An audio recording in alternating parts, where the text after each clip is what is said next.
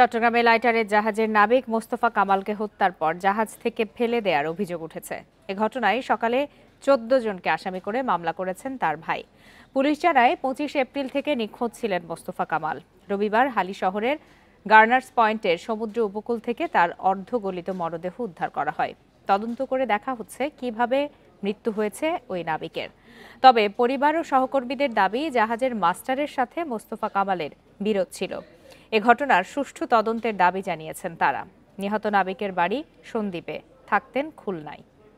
Bundle থাকলে প্রতি সেনমানিতে টাকা বাঁচবে। বিকাশ সেনমানি বান্ডেল কিনে জিতুন প্রতি লেনদেনে।